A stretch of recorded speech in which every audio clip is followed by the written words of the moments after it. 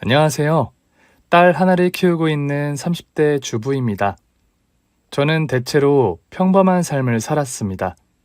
집안도 평범, 공부도 중간, 대학도 중간, 시기를 놓치면 안 된다. 모든 것엔 다 때가 있다. 이게 제 인생 지론이었기 때문에 큰 욕심 없이 보통의 삶을 살기 위해 노력했어요. 그런데 여기 올라온 사연들을 듣다 보면 참 평범하게 사는 게 그리 쉬운 일은 아닌 것 같아요. 저도 늘 사연을 듣기만 했지, 제 인생, 그리고 저희 가족에게 일어난 일을 사연으로 보내게 될지 몰랐으니까요. 20대 중반, 평범하게 회사 생활을 하다가 거래처 사람을 알게 됐고, 그 남자와 2년의 연애를 한 뒤 결혼을 했습니다. 나 29살 되기 전에 결혼할 거야. 왜? 29살인데? 아홉수 결혼이 좋지 않다고들 하잖아. 그 전에 하거나 넘겨서 하거나. 내년에 하자. 뭘?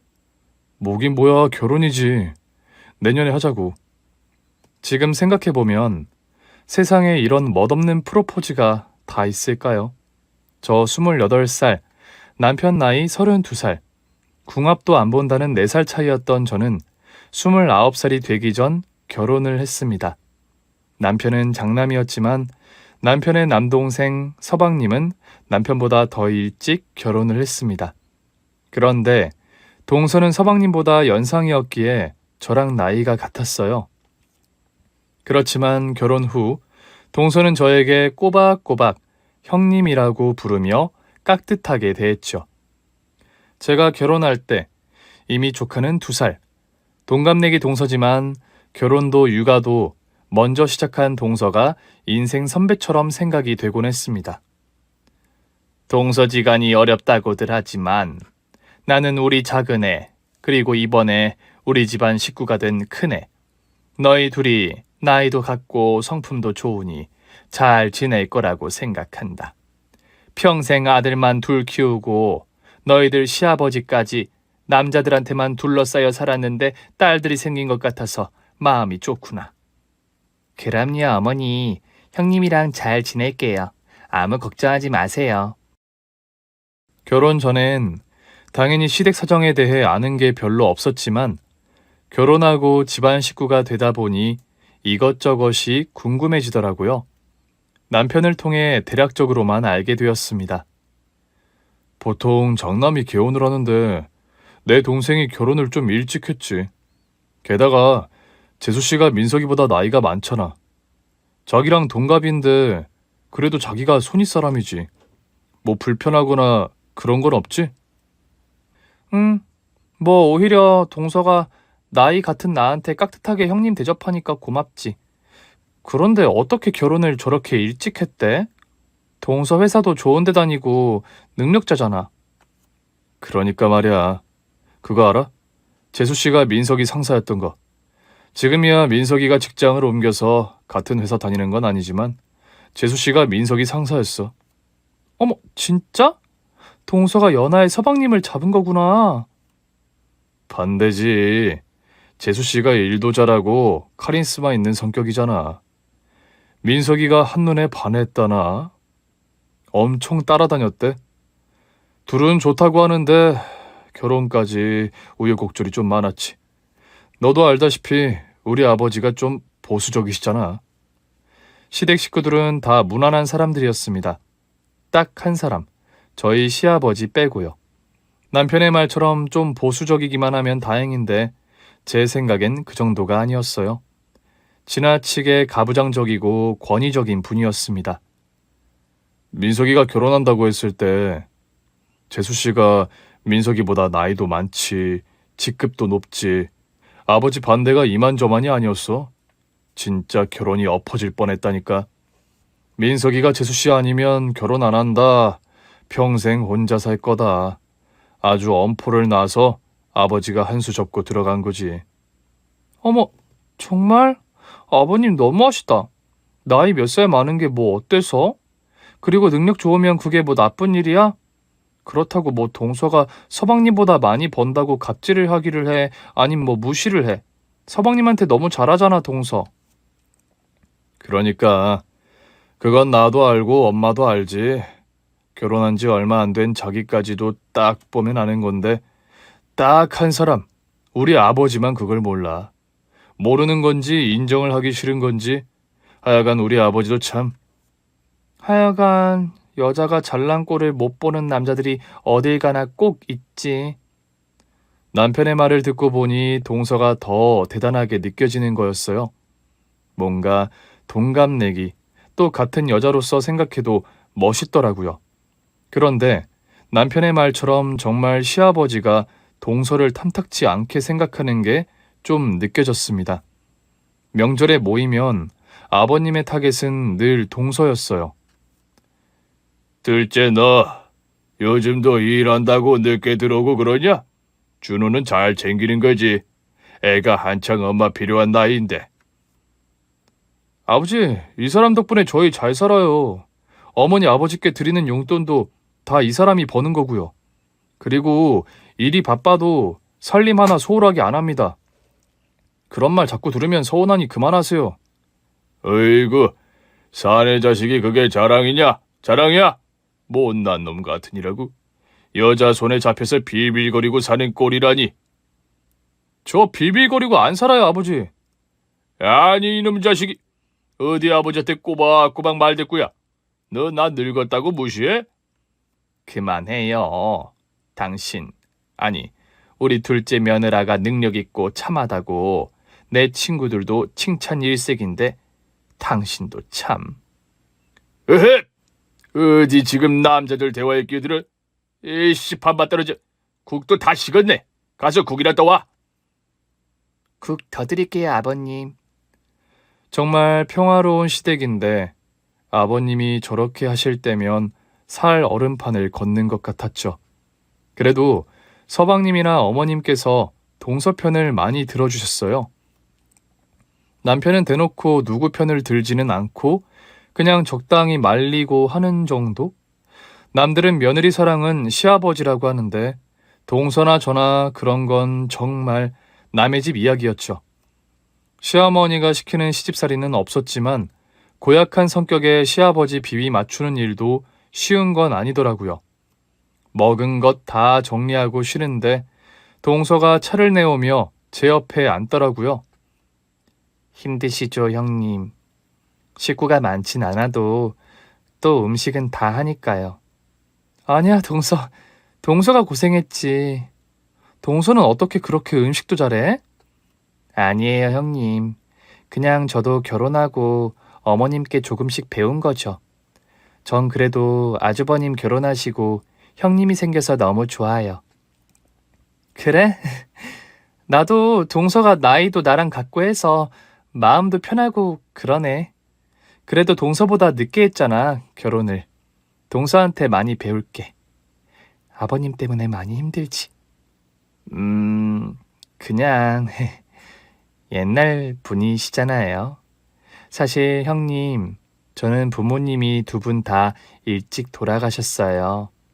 저는 거의 이모랑 고모, 친척들 손에 자랐거든요. 그래서 그런지 어머님이나 아버님 보면 돌아가신 엄마 아빠 생각도 나고 딸 같은 며느리 없고 엄마 같은 시어머니 없다고 하는데 저는 그건 다 집집마다 다른 것 같아요. 그렇게 하면 동서지간도 왼수라고 하는데 저는 형님이랑도 가깝게 의지하며 잘 지내고 싶어요. 그렇구나. 이야기해줘서 고마워, 동서. 나도 잘할게. 동서의 집안 이야기는 처음 듣는 것이었습니다. 남편은 아마도 알고 있었겠지만 따로 이야기해준 적은 없었는데 동서가 저에게 털어놓은 것이었죠. 부모님을 일찍 여의셨구나. 얼마나 힘들었을까. 그런데도 엇나가지 않고 공부도 잘하고 좋은 대학, 좋은 회사 취직한 동서가 정말 너무 대견하더라고요. 그리고 정말 어머님께 마음을 다하는 것처럼 보였는데 엄마같이 느껴진다는 게 거짓이 아니었구나 이해가 되었어요. 어머나 형님, 정말 너무 예뻐요. 까꿍, 유나야, 작은 엄마야. 까꿍. 아이고, 앙증맞은 눈, 코, 입. 세상에나 형님 너무 고생하셨어요. 오밀조밀한 게 너무 예쁘네. 확실히 딸은 달라. 결혼 2년 후 저희 부부의 아이가 태어났습니다. 딸 아이였죠. 아들 키우는 동서는 딸이 너무 예쁘다며 저희 아기에게서 눈을 떼지 못하더라고요. 동서는 조카가 쓰던 물건뿐 아니라 아가 옷이며 젖병 등을 새로 사주며 너무 잘 챙겨주었어요. 형님, 요새 잠이 너무 부족하죠? 저 오늘 휴가 내고 온 거잖아요. 제가 유나 볼 테니까 형님은 얼른 들어가서 쉬세요. 몇 시간이라도 눈 붙여야 해요. 이맘때가 제일 힘들어. 동서, 그래도 돼?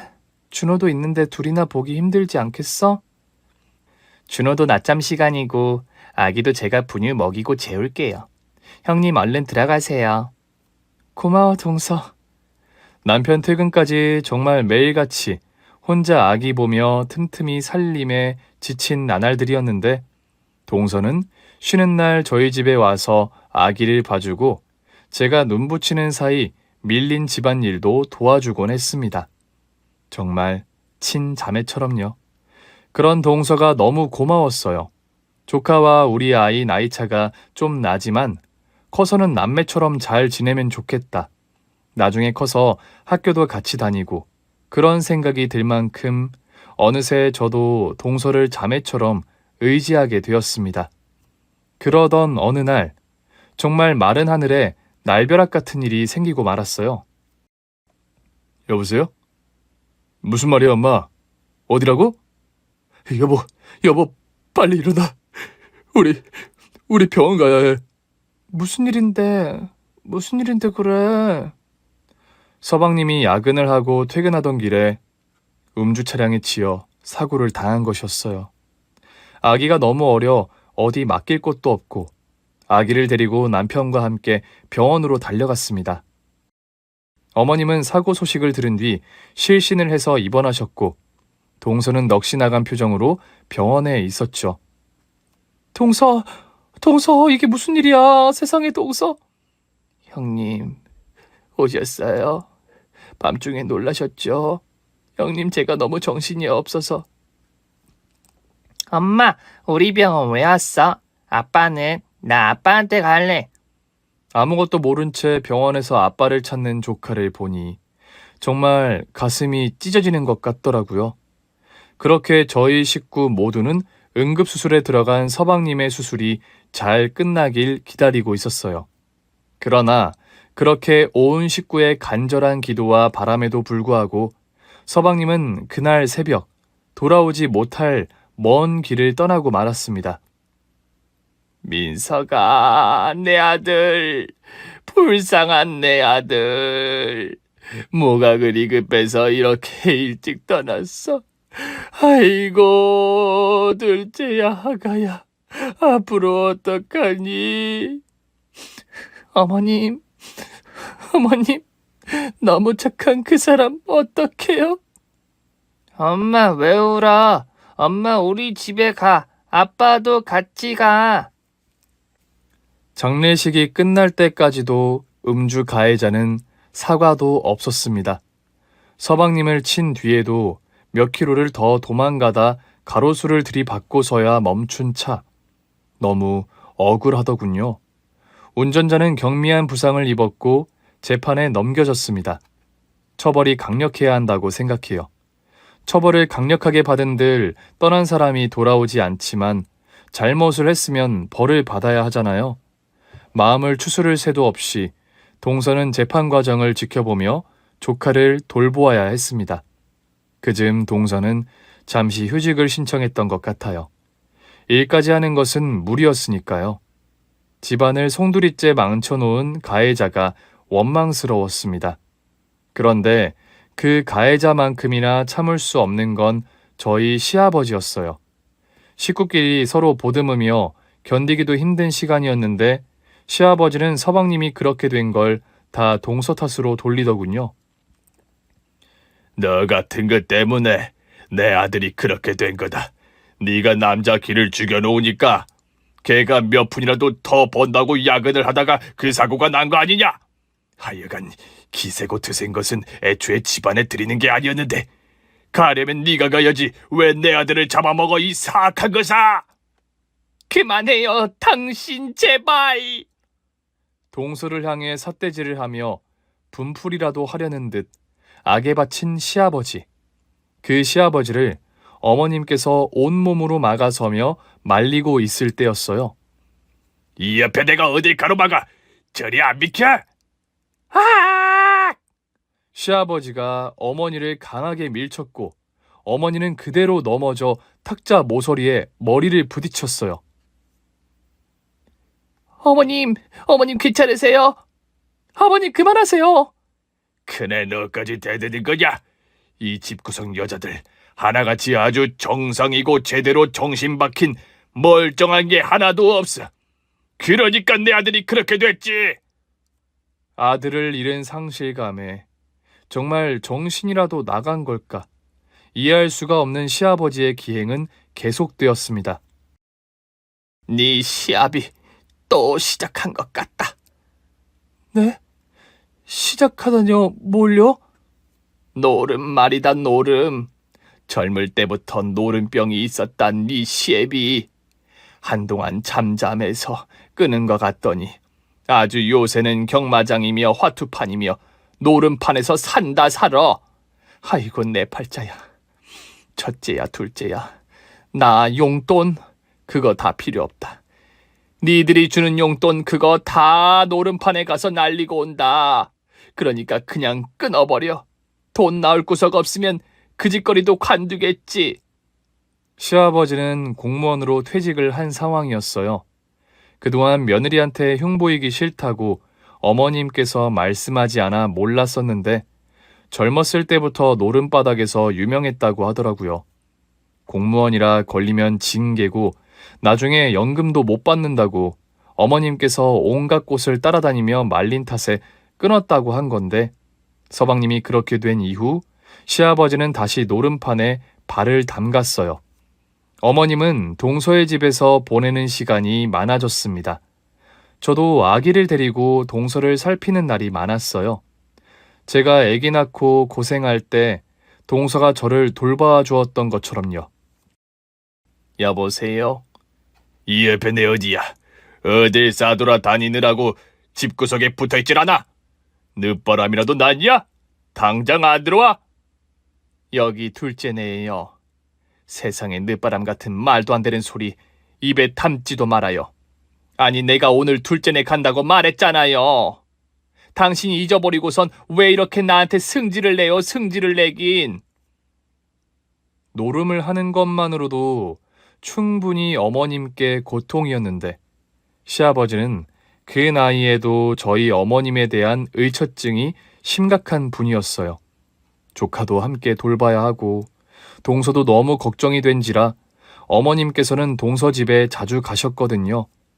제가 같이 있을 때만 해도 거의 1시간에 한 번씩은 아버님께 전화가 왔어요. 집에 밥 없다. 어딜 싸돌아 다니냐. 당장 들어와라. 고래고래 난리를 쳤고 어머님은 동서에게 또 오마, 내일 오마 하고 서둘러 달려가셨습니다. 그렇게 서방님 떠나고 1년 동안 저희 가족 모두에게 너무나 지옥같이 견디기 힘든 시간이었습니다. 동서, 일은 좀 더 쉬는 게 낫지 않겠어? 벌써 1년이 지났네요, 형님. 아직도 저는 믿기지가 않아요. 그냥 아무 일 없던 것처럼 그 사람이 돌아올 것만 같다는 생각이 들어서요. 준호한테는 아빠가 멀리 여행을 떠난 거라고 했는데 아직도 아빠는 언제 오냐고 물을 때면 그냥 가슴이 문드러지는 것 같아요. 형님, 4살 배기한테는 너무 어려운 거겠죠? 애아빠가 아주 떠난 걸 이해하는 게 말이에요. 그러니까 동서, 지금 준호도 그런 상태인데 일까지 하다가 동서 건강이라도 상하면 어떡하려고 해. 그런데요, 형님. 돈도 돈이지만 제가 이렇게 집에만 있는 게 너무 힘들어요. 차라리 바쁘기라도 해야 정신없이 바빠서 피곤해 쓰러질 듯 해야 다른 마음 안 먹을 것 같아요, 형님. 저라면 견딜 수가 없을 것 같았어요. 갑작스레 떠난 남편, 그리고 홀로 아이를 키운다는 게요. 하지만 강한 사람이었던 동서는 나름의 생존 방법을 찾았던 거였어요. 동서는 능력 있는 사람이었고, 조카 낳았을 때 빼고는 일을 쉬어본 적도 없는 사람이라 어쩌면 그게 더 나을 것 같다는 생각도 들더라고요. 동서의 회사에는 사내 어린이집이 있었습니다. 그래서 동서는 조카와 함께 출근을 했어요. 아이를 어린이집에 맡기고 퇴근하고 아이 하원을 같이 하는 거였죠. 그렇게 다시 일을 하자 동서의 숨통이 조금 트이는 것 같이 보였습니다. 하지만 그런 꼴을 못 보는 사람이 있었죠. 시아버지의 의심병은 이제 동서한테까지 향하는 것 같더라고요. 야, 둘째 너 딴마음 품는 거 아니지? 네? 그게 무슨 말씀이세요? 내 아들 잡아먹은 거 당장 내치고 싶다만 준호는 우리 집안 자식이야. 네가 준호 데리고 새 살림 차리는 거 내 눈에 흙이 들어가도 안 될 일이다. 옆에 내야 정신 똑바로 차려. 알겠어? 무슨 말이에요? 하여간 말귀 못 알아먹는 옆에 내 데리고 사는 것도 고역이지. 둘째 쟤 다시 회사 나간다며. 딴 놈 만나서 헛짓거리하고 다니는 거 아닌지 잘 지켜보란 말이야. 이제 알아들어? 여기서 이 집안에서 헛짓거리하는 사람은 딱 한 사람밖에 없어요. 당신만 정신 차리면 된다고요. 지금 둘째가 남편도 없이 마음 추스르고 애까지 키우며 아등바등 사는 거 불쌍하지도 않아요, 당신? 처음이었어요. 어머님께서 그렇게 아버님께 말씀을 하신 게 작정이라도 하신 듯 그동안 마음에 담아두셨던 말을 하셨죠. 쨍그랑 아버님은 대답 대신 유리로 된 무거운 재떨이를 던졌답니다. 자칫하면 어머님의 머리에 맞을 뻔했죠. 아버님, 왜 그러세요, 진짜? 이거 폭력이에요. 정말 이러시면 큰일 나신다고요. 어디서 목소리를 높여? 조용히 안 해? 어휴, 지겨운 집구석. 어휴. 시아버지는 그 길로 어머님 지갑을 열어 현금을 챙겨 집을 나섰습니다. 어딜 가는지 궁금하지도 않았어요. 노름에 밤을 새고 올 터이니 그냥 밤 동안에 시어머님은 무사하시겠다. 그런 생각이 들었으니까요. 어머님, 오늘 저희 집으로 가세요. 저희 집도 괜찮고요, 어머님. 아니다. 또 저러다 새벽에 오면 나 없다고 얼마나 난리를 치겠니. 너희들 집까지 쫓아올 거 생각하면 그냥 내가 안 가는 게 낫다. 그날 저는 남편에게 진지하게 말을 했어요. 정말 당신 아버님 너무하신 거 아니야? 나 어머님이 너무 걱정돼. 나도 아버지께 말씀드리지. 근데 우리 아버지 가난한 집에서 힘들게 자라 공무원 되고 나나 민석이 어렸을 때 우리 형제 하고 싶은 공부 다 시켜주고 쉼없이 일하셨어. 평생을. 또 말은 많이 안 했어도 아버지가 민석이 아끼는 마음이 얼마나 컸다고. 근데 그 녀석이 그렇게 돼서 지금 아버지도 많이 힘드신 거야. 어머님 힘든 건 안 보여? 그걸 내가 왜 모르겠어. 나도 아버지께 엄마한테 그러지 말라고 매번 말한다니까. 그리고 아버지가 엄마 생각은 또 얼마나 끔찍하게 해. 난 정말 끔찍해. 어머님께 하는 그 생각이 그게 아끼고 사랑하는 사람한테 하는 행동이야? 자기야, 아버님 의처증인 거 몰라? 어머님이 준호 봐준다고 동서집에 몇 시간 계시기라도 하면 정말 1시간에 한 번씩, 아니 30분에 한 번씩 쉴 새 없이 전화가 온다고. 그거 병이야, 병. 그러니까 얼마나 지금 아버지 상태가 불안하냐고. 민석이 갑자기 그렇게 되고 엄마도 집을 자주 비우니까 혼자 남겨질까 불안한 거라고 아버지는. 아버님을 연민하며 안쓰럽게 여기는 남편이 너무 답답했습니다. 저는 어머님이 훨씬 안쓰러웠거든요. 동서가 회사 복직한 지 1년 정도 지났을 무렵 동서가 중요하게 할 말이 있다고 해서 어머님과 함께 동서를 만나러 갔습니다. 동서, 무슨 일이야? 아가, 요새 일이 바쁘냐? 잘 챙겨 먹고 있니? 엄마가 너 좋아하는 장조림 해왔다. 어머님, 형님, 감사해요. 그런데 오늘은 중요하게 상의 드릴 게 있어서 뵙자고 했어요. 동서 회사에서 시작한 새 프로젝트. 동서가 담당하게 되었는데 프로젝트 특성상 해외 출장을 가야 한다는 거였습니다. 미국으로요. 동서는 고등학교도 외고 출신이었고 영어를 무척 잘했거든요. 중요한 프로젝트였고 해외 지사 안정화에 필수적인 일이라고 했어요. 그래서 어머님, 일단은 2주로 예정되어 있거든요. 제가 다녀와야 할 것 같아요. 그렇구나. 준호 어린이집은 등원시키고 우리 집에서 봐주면 되는 거냐? 괜찮으시겠어요? 어린이집은 잠깐 쉬어도 되고요, 어머님. 등원 하원이 힘드셔서. 멀지도 않은데 뭐. 또 어린이집 가는 걸 좋아하는데 할미랑 하루 종일 집에만 있는 게 더 심심하지 않겠니? 걱정하지 말아라. 중요한 일이라는데. 그래, 동서. 중요한 일이면서도 좋은 기회 같아. 나도 어머님이랑 같이 준호 같이 볼게. 걱정하지 마. 감사해요, 어머님. 감사해요, 형님. 동서는 일주일 뒤 출장을 떠날 예정이었어요. 그런데 이 사실을 알게 된 아버님이 난리가 나셨지요. 동서가 프로젝트 준비로 야근을 해서 어머님이 조카를 어머님 집에 데려가셨고 일이 늦게 끝난 동서가 아이를 데리러 갔는데 거기서 사단이 났더라고요. 어머님의 전화에 저도 시댁으로 달려갔죠. 뭐? 해외 출장? 네가 지금 제정신이야? 5살 난 애를 두고 어디 집을 그렇게 오래 비운다는 거야?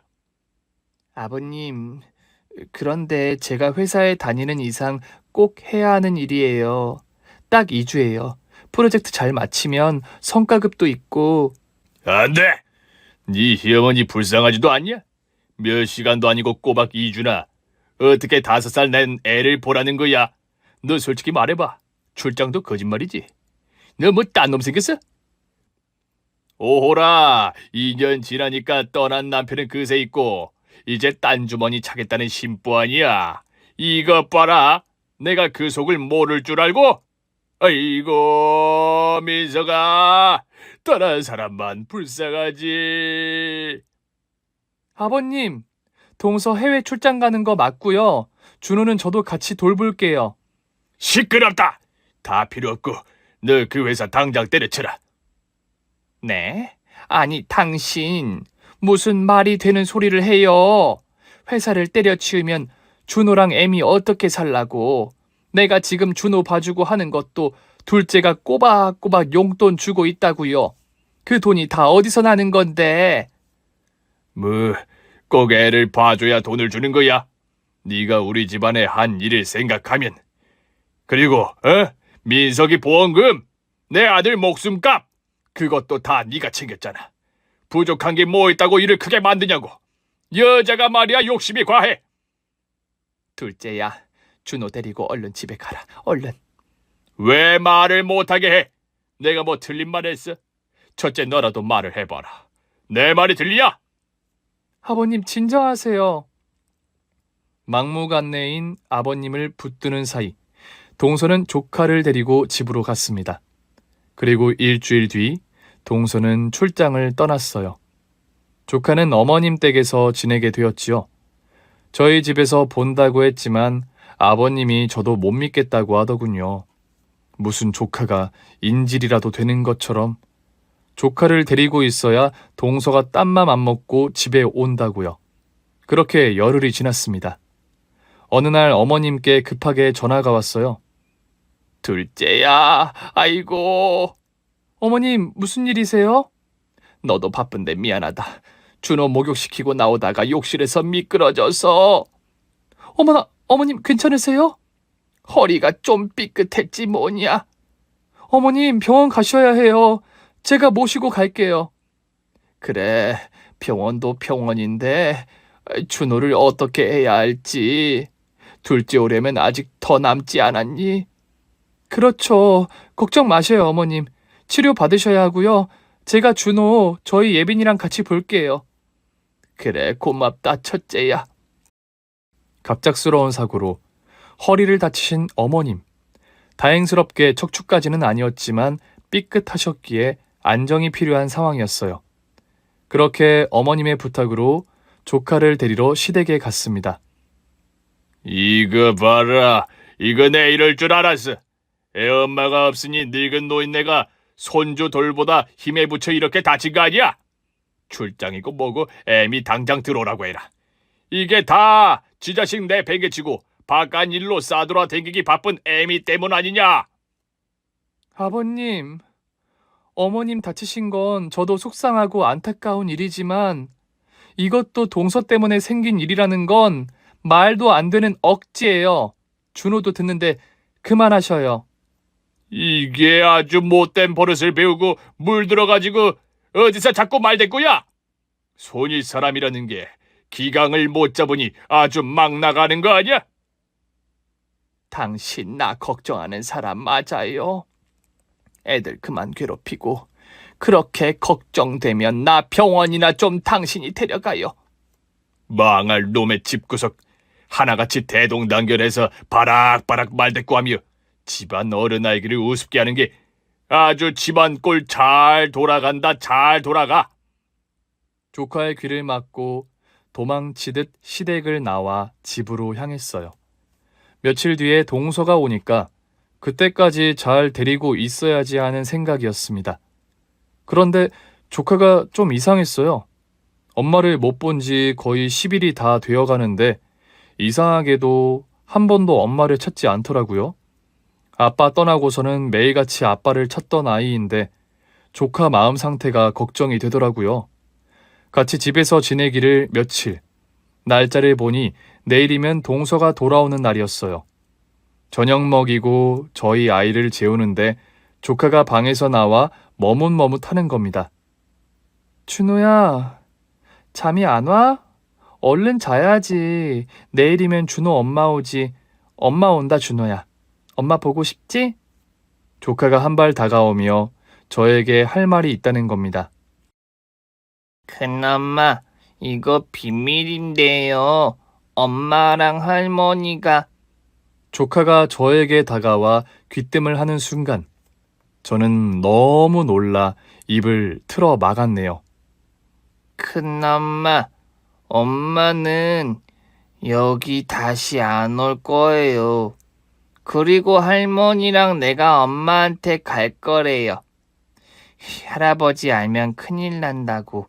진짜 절대 비밀이라고 했어요. 근데 큰엄마는 알고 있었어요. 준호야, 그게 무슨 말이야? 할머니랑 준호가 엄마한테 간다니? 큰일 났다. 큰엄마는 모르는 거였어요? 난 할아버지한테 비밀인 줄 알고 할아버지한테는 말 안 했는데 큰엄마 할아버지한테 말할 거예요? 그러면 진짜 큰일 난다고 했어요. 할머니가 그럼 다 끝이래요. 큰엄마 비밀 지켜줄 거죠? 알겠어, 준호야. 큰엄마가 할아버지한테 절대 말 안 할게. 할머니랑만 이야기할 테니까 준호 걱정하지 말고 어서 자. 우선 조카를 안심시켰어요. 그리고 날이 밝자마자 어머니께서 입원하신 병원으로 찾아갔습니다.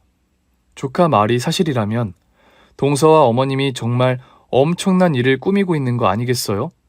어린아이 말이라 그대로 믿는 게 맞나 긴가민가 해서 일단 어머님을 배워야 한다는 생각이었죠. 어머님은 그저 제가 병문안을 온 걸로 아셨어요. 어머님, 저 왔어요. 허리는 좀 어떠세요?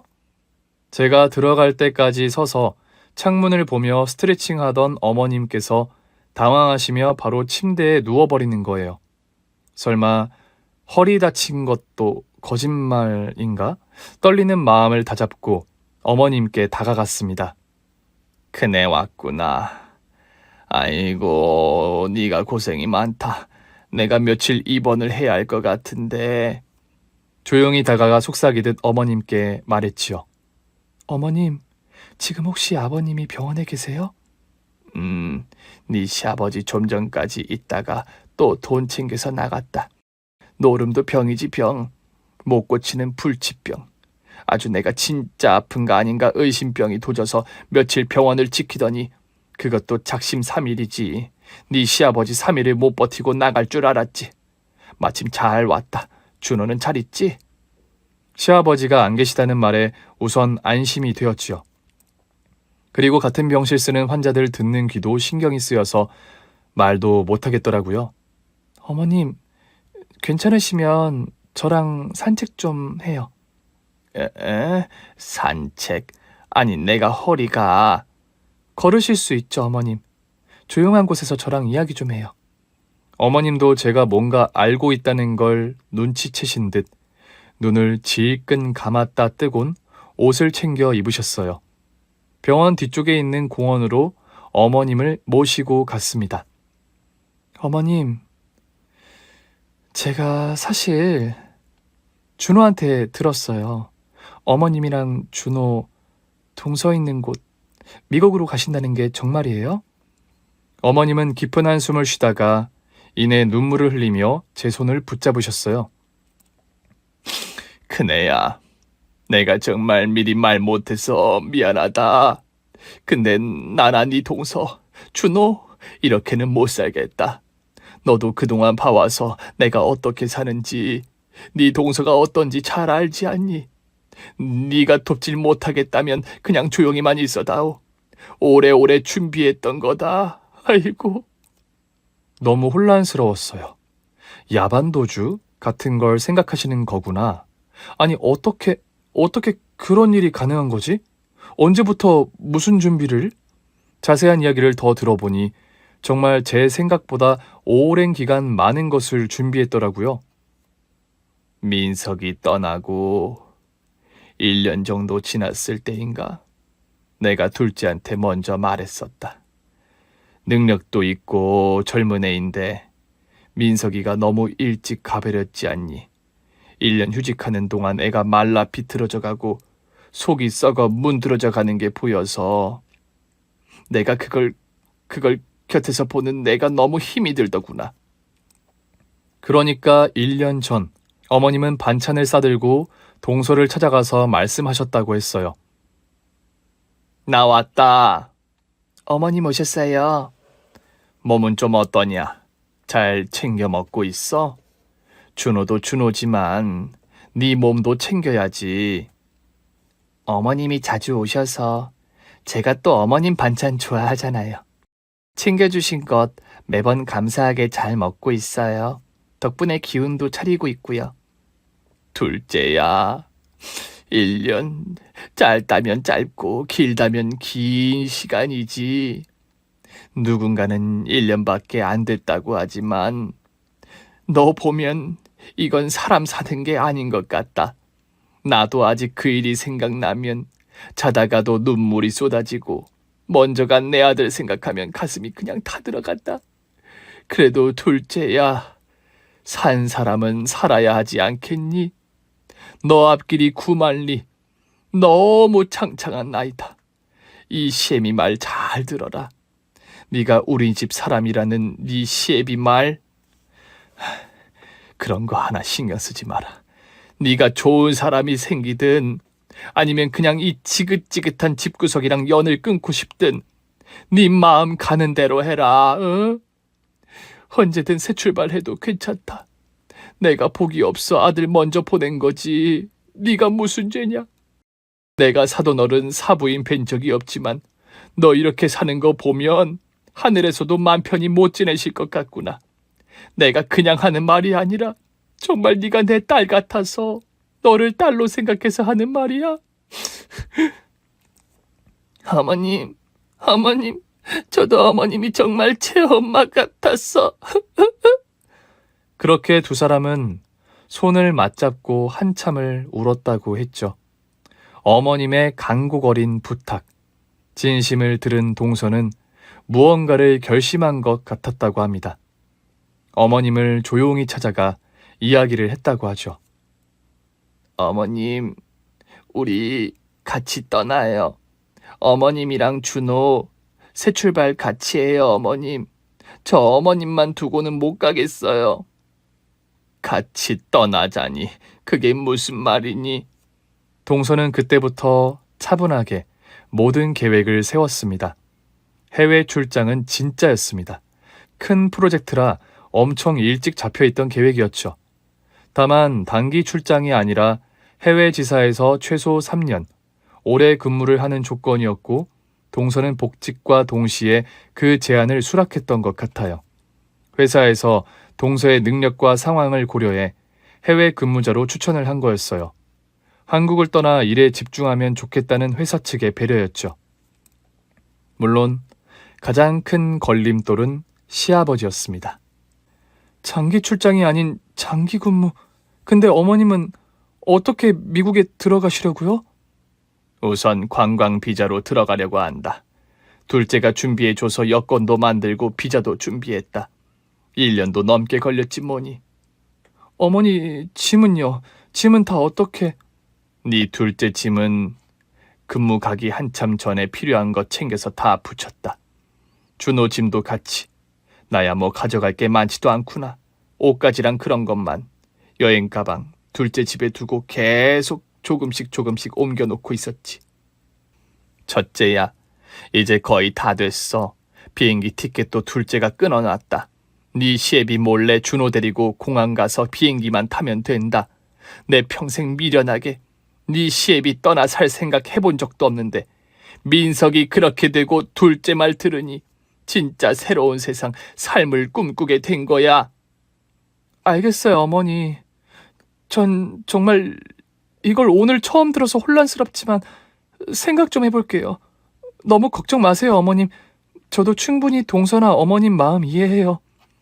그럼 공항 가기 전까지 계속 병원에 계실 생각이셔요? 병원에 있다가 퇴원하는 날 둘째 집 들러서 짐 챙겨 공항으로 가려고 한다. 퇴원하는 날 아버님이 안 계실까요? 네 시애비한테는 퇴원 날을 다음 날로 말하려고 했지. 노름밤 벌어지면 연락도 잘 안 되는 사람이지 않니? 알겠어요, 어머님. 우선 쉬세요. 돌아오는 걸음이 너무 무거웠습니다. 혼란스러웠어요. 일단 남편에게 이 사실을 알려야 하는지부터 고민이 되더라고요. 근데 제가 본 남편은 그 망나니 짓을 하며 온 식구를 괴롭히는 시아버지를 그래도 아버지라고 생각하고 연민하고 불쌍하게 생각하는 사람이었거든요. 남편이 이 계획을 알게 되면 일을 망칠 것 같다는 생각이 들었죠. 아이들 하원을 시키고 집에서 저녁을 먹이는데 조카 녀석이 어찌나 제 눈치를 보는지 저한테 말한 게 큰 실수를 한 건가 불안해하는 눈치였어요. 그 모습을 보니 저도 마음 결심이 서더라고요. 준호야, 큰엄마한테 오세요. 준호, 큰엄마한테 뭐 하고 싶은 말 있어? 겁먹은 표정으로 절레절레 고개를 젓는 조카를 안아주며 말했어요. 준호야, 할머니가 비밀이라고 했는데 큰엄마한테 말한 거 준호 잘못 아니야. 큰엄마한테는 말해도 괜찮아. 큰엄마는 할머니랑 엄마 그리고 준호 편이야. 준호 엄마가 약속한 것처럼 준호랑 할머니 곧 엄마 만나러 가게 될 거야. 근데 준호야, 가기 전까지 큰아빠랑 할아버지한테는 정말 비밀 지켜야 해. 준호 할 수 있지? 쉿. 힛. 똘망똘망한 눈으로 저를 바라보며 검지손가락을 입에 대는 조카를 쓰다듬어주고 재웠습니다. 그리고 동서에게 전화를 걸었어요.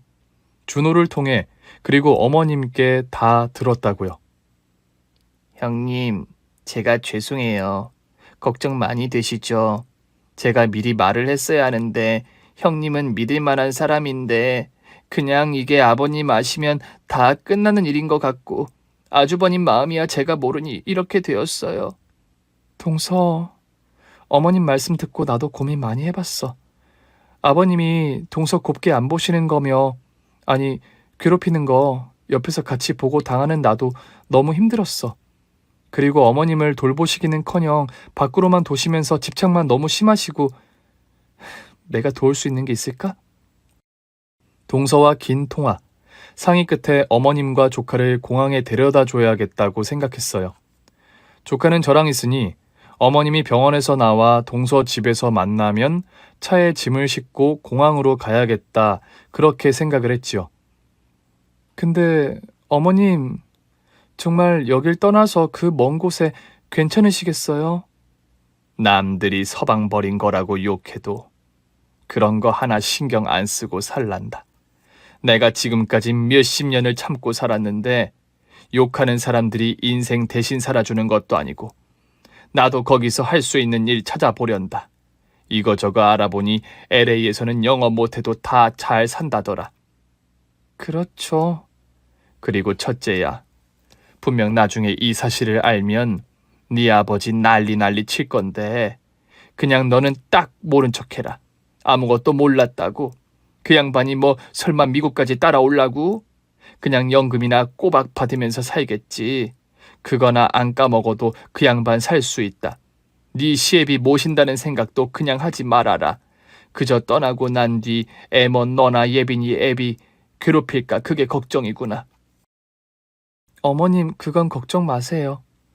그것만 하나 부탁하자. 나 가고 나거든. 내가 이혼 서류 그거 준비해 놨다.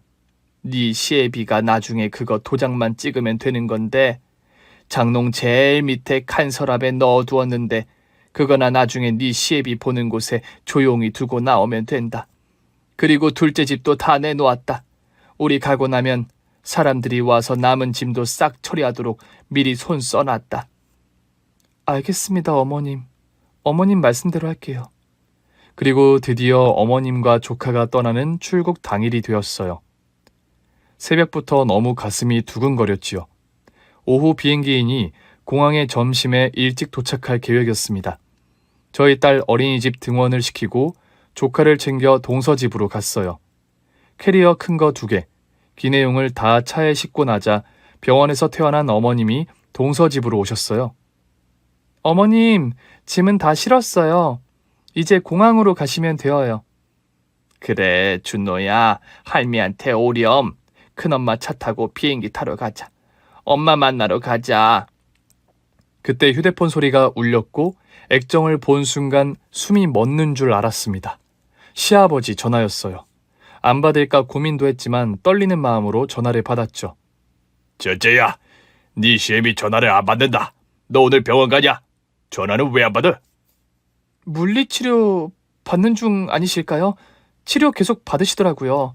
그리고 어머님 퇴원 내일이잖아요. 퇴원 수속 제가 받고 어머님 모셔다 드리려고요. 아버님도 내일 퇴원할 때 병원으로 오세요? 아니면 댁에서 기다리셔도 되고요. 내일 퇴원할 때 가야지. 준호, 우리 손주는 잘 있냐? 근데 준호 애미는 왜 아직도 안 와? 2주 출장이라고 안 했냐? 네, 맞아요. 정리하고 오는 게 며칠 늦어지나 봐요. 안 그래도 이번 주에 들어온다고 연락 받았어요. 시애미 병원에 있는데 걱정도 안 된다고 하냐? 지 자식 보다가 그렇게 됐는데. 걱정하죠. 안 그래도 빨리 정리하고 돌아온다고 했어요. 오면 어머님 댁 바로 찾아뵙는다고요. 그럼 아버님, 내일 제가 어머님 퇴원하고 모셔다 드릴게요. 진짜 저도 어떻게 그렇게 말이 술술 나오는지 다행스럽게 시아버지는 오늘 병원에도 집에도 안 오실 것 같았어요.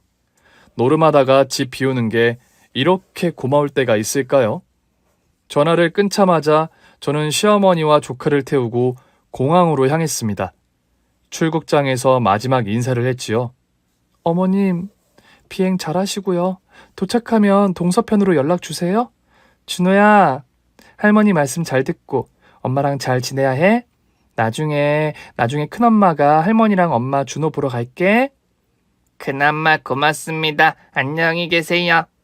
조카는 곧 엄마를 볼 생각에 신이 났는지 환하게 웃으며 손을 흔들었어요. 그리고 다음 날은 정말 난리가 났죠. 남편도 너무 황당해했고 저는 아무것도 모른 척 놀란 척을 했습니다. 시아버님은 사람이 이렇게 하루아침에 증발할 수 있냐며 집에 가니 이혼 서류가 놓여 있다고 길길이 뛰더라고요. 그렇게 몇 주를 어머님 찾는다고 수소문을 하고 다니셨어요.